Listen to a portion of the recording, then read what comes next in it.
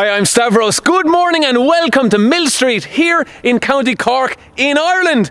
Now, some of you guys were telling me to get a Renault Magnum to review, and here we have it, guys. Kelcro Transport have been very kind, got in contact with me, and they said, we've got a Renault Magnum for you to review. So here it is. It's 2008, it's got 460 horsepower, so I'll be taking you on a full tour of the exterior. Then we'll hop inside, I'll show you all the interior features, and then we'll be getting hooked underneath this trailer and going for a test drive. You ready, guys? The Renault Magnum, let's go. Okay, taking a look around the Renault Magnum then. So you see there at the front we have the big bull bar and the 6 spotlights there at the bottom of it. And up on top we have 6 more spotlights and the 2 Michelin men sitting proudly there on top. But yeah, the Renault Magnum came out in 1990 and went on until 2013. So it had a 23-year life. And the original Renault Magnum, of course, was designed by Marcello Gandini. Now, some of you will know that he did design the Lamborghini Miura and Lamborghini Countach. So yeah, the original Renault Magnum was designed by Marcello Gandini. And then it underwent a major update in 2011. And that design was done by Xavier Allard. So a different designer done the update to the Renault Magnum in 2011. But when these trucks first came out, they weren't called the Magnum. They were called the Renault AE. And the Magnum was only a trim level on the interior of the cab. So then Renault done away with the AE name and then called the whole truck the Magnum. So yeah, it wasn't originally called the Magnum at all. It was only a trim level on the truck. So the Magnum, that's where the name originated. But anyway, there you go, guys. We have a little compartment there at the side for holding all your straps and your gloves, of course. And we have the little blind spot camera there they have fitted to this Magnum. Now, the top part section on the window there does not open. It's only the bottom section, of course. But yeah, the grab handles climbing up into the cab. But yeah, I've never driven a truck where you've had to climb up in behind the wheel, so this is going to be interesting. Climbing up, I don't know what these are like climbing up in heavy winds when you're trying to climb in. It must be very awkward trying to hold on to the door if you're heavy winds blowing you around. So we have the full air deflector kit at the back, keep everything aerodynamic, and of course the engine is covered in there by this cover here. A lot of the newer trucks, of course, are wide open here at the back to let all the hot air out, but this one seems to be covered in there at the back. Now we have a big tank here on the left side and a smaller one on the driver's side. So you can hold about 1400 litres in total in the 2 tanks. And moving around to the rear, they just have an extra box here on the back just for holding your tools. Now the back axle is on 2 airbags, so it won't be as comfortable as, say, the DAF. The DAF XF has 4 airbags at the back. And we have a bunch of more trucks here, Ivecos, more DAFs, and the Volvo FH. We'll have a look at that later on when we come back from the drive. And that's the trailer we'll be getting hooked under. But yeah, back to the Magnum here. Let's just walk around. Now it does have an AdBlue tank, which is a bit strange for a truck of 2008, but there wasn't a load of trucks in 2008 that had AdBlue tanks, especially given that they only had 460 horsepower. But there you have it. There's an AdBlue tank on this. And that's where you jack up your cab. So it does have an electric lifting system to tilt the cab, and you can also do it manually. So that is how it's done on the Magnum. And we just have another compartment here for storing your bits and pieces. Now this is where you top up your coolant. So let me just open up this and give you a quick look. We do have another compartment on the other side, but that is for the coolant, and the compartment on the other side is for your brake fluid. So let me just close that back up. There we go. And another blind spot camera there. But yeah, just having a quick look around just to give you a look what the Renault Magnum is all about. Of course it has the flat floor on the interior as well. Oh, they're just starting up the Volvo. And this is handy as well, look. Just move this small little side compartment here I can't open it now. There you have it. But anyway, this is for topping up your oil. So you can top up your oil here, and the dipstick, of course. So very easily accessible, and that's for your washer fluid for your wipers. But yeah, that was opening before, but it just doesn't want to open now. So I don't want to force it, I'll leave it. But yeah, that's pretty much the exterior of the Magnum. I think we're going to hop inside now and just have a quick look. So yeah, I'm going to hop in. Can I do this with one hand? It is a bit awkward. But anyway, we'll give it a shot on the 460 DXi. As I said, the handle is under here. So let's just open it up. Can I do this with one hand? I'm probably dicing with death here, but here we go. Oh, lads. I done it. Now there is a grab handle there as well. I could have used, of course. But yeah, let's close the door here. There is a big handle here. Now, I did sit into it earlier, so I kind of know what it's about. But this handle here is a bit awkward when you're opening up the door, just getting your fingers in. So that could have been better designed. So I'll go down through all the controls here shortly, but I just want to walk you around the cab first and we'll see what this Magnum is all about.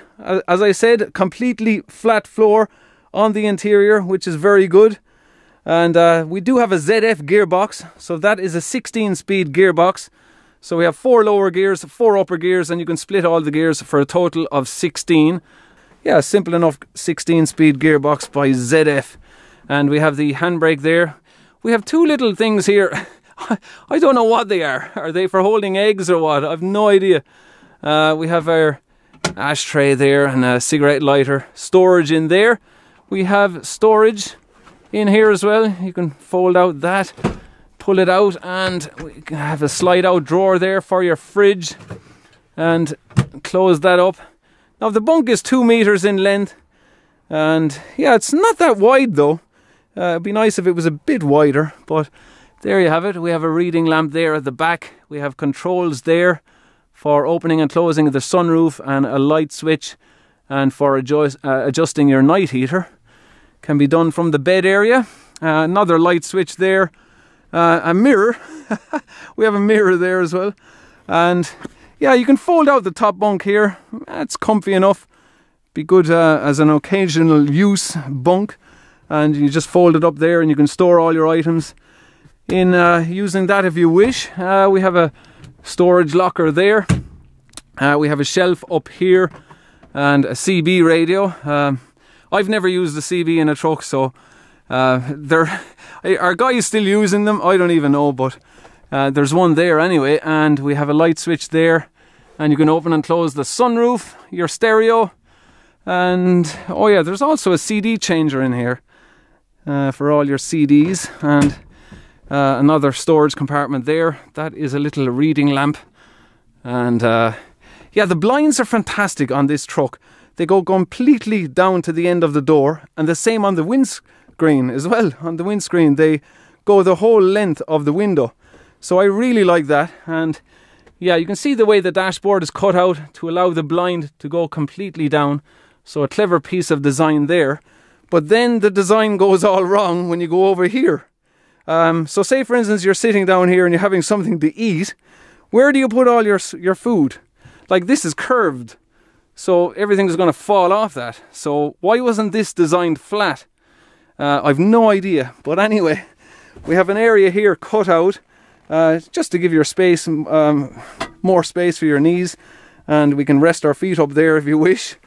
But yeah, that is, you can operate the sunshade there, the sun blind there by that switch, and your electric switch. And the mirrors there, why are they up against the pillar? There should be a small gap to look between them. And it's the same problem on the driver's seat. I don't know.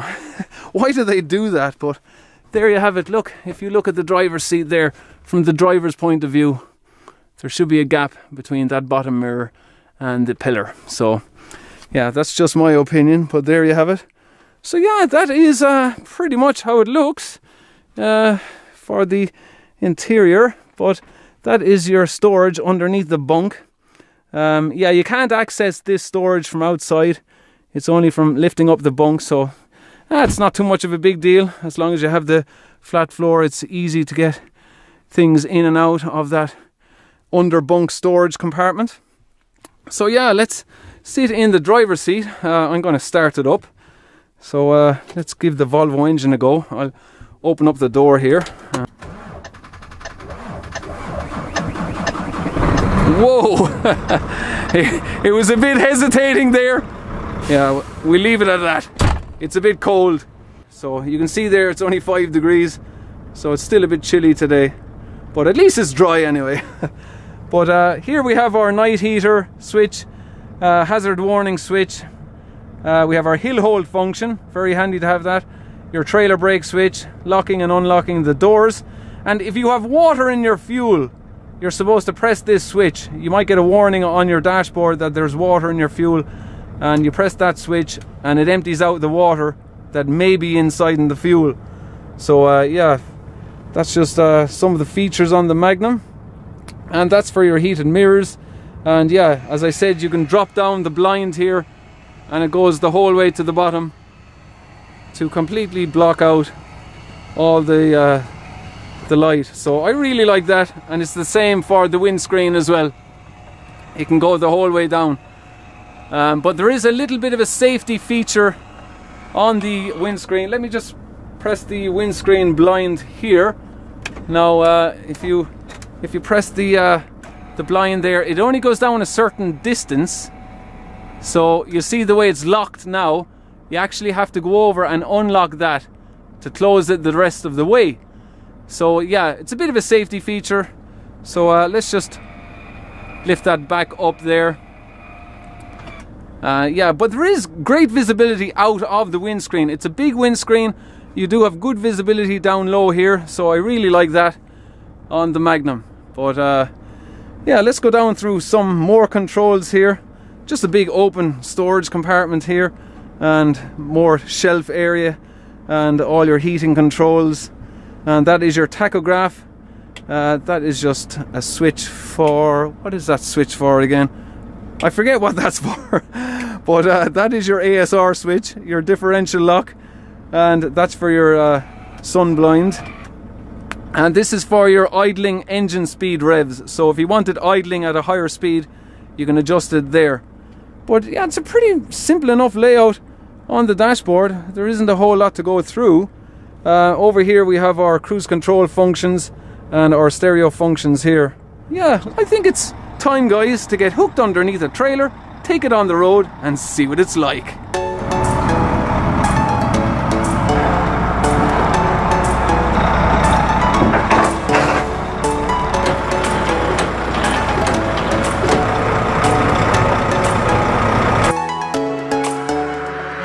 Okay, this is it. We're setting off on the test drive. I have my point of view camera on, so you can see for yourself what it's like behind the wheel. Now we do have good side windows here at the side, so there's good visibility out of them. And yeah, let's get our belt on. You get it on from the left side, which is a bit unusual. Put it into gear and off we go. Just the guys are gonna get the barrier open for me and see what it's like. Okay. Yeah, the gear change is still pretty tight, which is good. We just get out of this junction now, and yeah.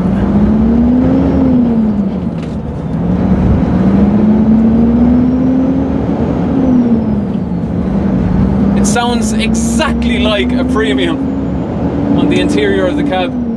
Exactly like a premium.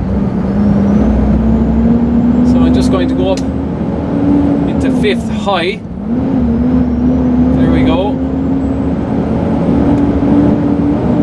And put it into 6th low. And then we press our splitter and we're up into 6th high, which is essentially 12th gear. And then we just change into 13th low, and then up our splitter, up into 14th gear, so 7th high. So yeah, it is handy having all those gears. You've plenty of ratios to play with there when you've got your heavy load on. So we only have around 10 ton on board, which is not a heavy load, but we're going to take our time on this road because it is a narrow road, and we'll already have a car behind us trying to overtake us, but it's a single wide line, so he'll have to stay behind us for a while. But yeah, when you're driving a truck this high, with the mirrors up so high, you've got to be careful with the trees, that you don't smash a mirror out on bad roads. But the comfort, now I have to say, is it's not the best. Definitely not the best. I can feel it on the front axle here. It definitely is not very comfortable. But we'll just get it into, well, nearly top gear. Yeah, we're just whoa, we're in 15th gear there now, and then we can split our gear and get it up into top gear, 16th gear. So yeah, I'm probably going a bit too slow to be in top gear. I'm just going to have the top gear just to get it down to a more proper speed, so as it's not labouring the engine. But yeah, the comfort definitely is not the best. As I said, it's only 2 airbags on the back, and we just have springs at the front.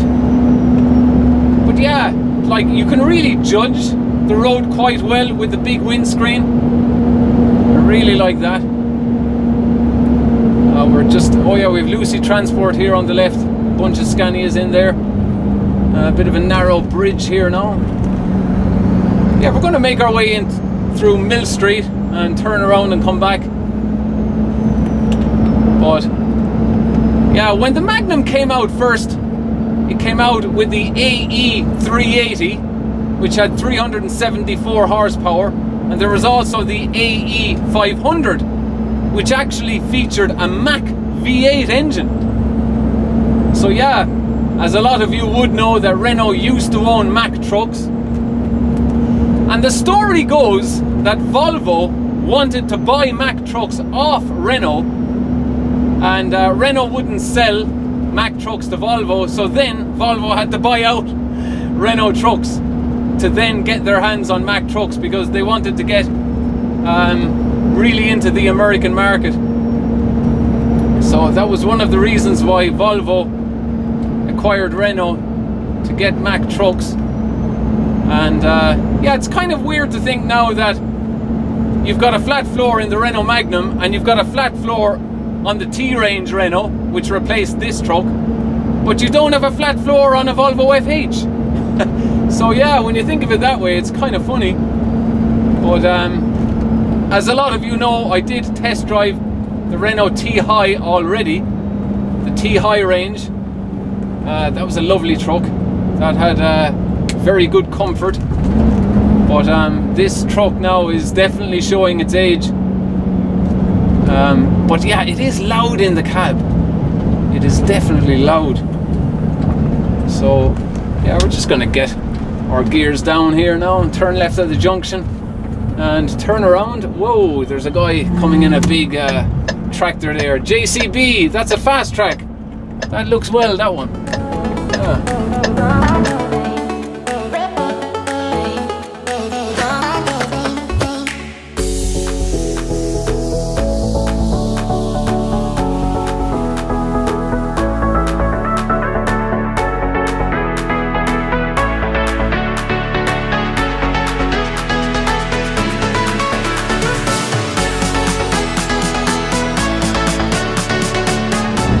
Yeah, so we've turned around up here at K&L Transport, and we have Alps.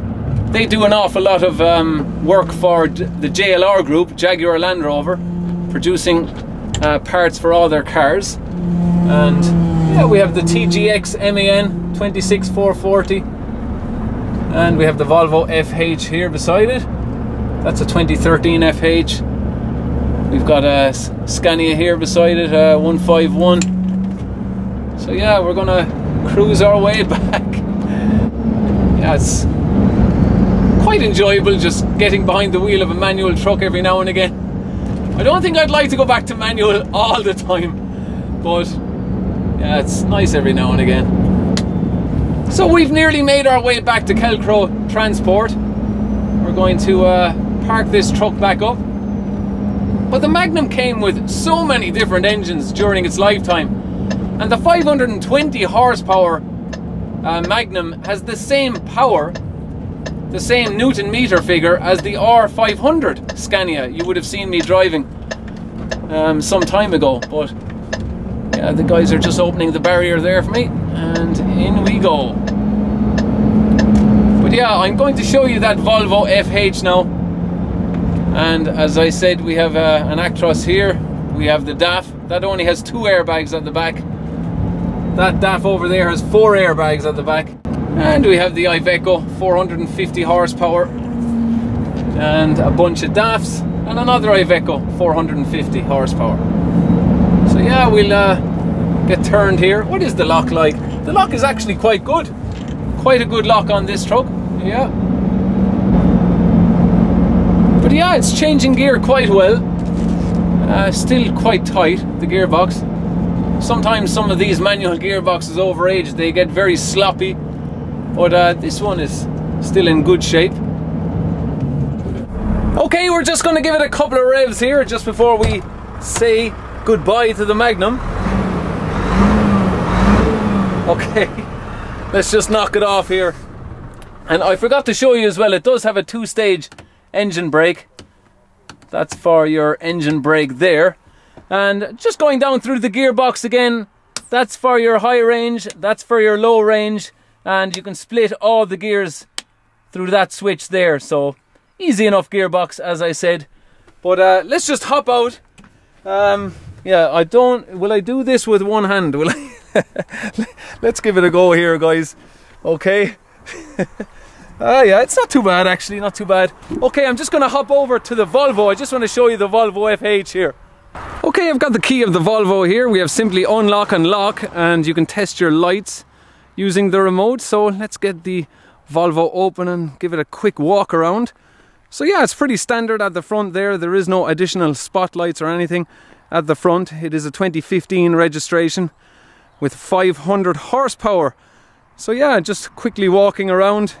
Now you'll see there he has the luminous pointers there on the nuts, and we have the mid lift there. That is not a steering axle, it's only a mid lift. So you will get a bit of scrubbing, maneuvering around with the FH, but yeah, because that axle doesn't steer. So yeah, we have quite a small tank. It's only 450 litres, so you'd probably end up filling your truck every couple of days using just that small tank. On the other side we just have the AdBlue tank, but the catwalk area nicely done, nicely finished, and we have the Susies there. You can tidy them up, nice and neatly done there, but you can't see much inside there on the 6-cylinder diesel engine, of course. But yeah, I'm just going to walk around here. We'll have a quick look at the DAF as well. 430 horsepower DAF XF from 2006, and over there they have the Mercedes Actros, the Blue Tech 5. Okay, let's just hop inside here, and I'll start it up and give you guys a sound of the engine, see what you think of it. So we have the 3 steps going up into the cab. Now of course the Renault T-High and the Magnum both have flat floors, of course, but the Volvo, even though it owns Renault, still has the hump there in the middle. So yeah, who knows, maybe the next FH that hump will be finally gone. But great lockers on the FH and above the windscreen, and of course the big sunroof there as well. I do like that, and under the bunk as well, plenty of storage and a fridge, of course. I'm just gonna get the key there, stick it into the ignition, and let's give it a start up and see what it sounds like. Okay, here we go. There you go. I just give it a couple of blips there. Yeah, it sounds a bit different, of course, to the Magnum. Yeah, and it's also quieter as well on takeover. It's a quieter engine. But yeah, I'm just gonna knock it back off here and we'll hop back out.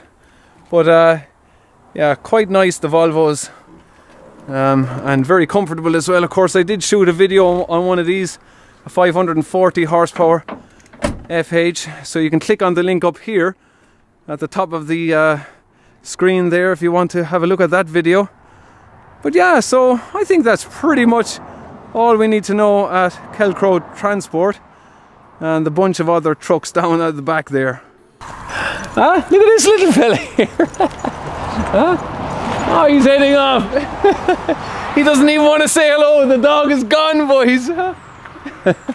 He's got a bone there or something. But anyway, guys, I'm going to call it a day here at Kelcro Transport. A huge thanks to the guys for having me down here today to test drive the Renault Magnum with 460 horsepower. Yeah, 2008, so 11 years of age. But yeah, you can definitely tell by driving it, it is showing its age alright. But I mean, visibility out of the cab is very good in the truck, both out the side windows and out of the windscreen. So yeah, I'm very happy with that. But the gearbox feels exactly like an MAN gearbox using it. The 4x4 feels practically identical. It probably is. It's a ZF box. Of course, the 16S 2320 gearbox is in this Magnum. But yeah, I'm going to wrap it up, guys. I'm done here now in Millstreet. I'm going to head home. But thank you all very much for watching, and I'll chat to you all again next weekend for another video. So until then, take care and thanks for watching. Cheers!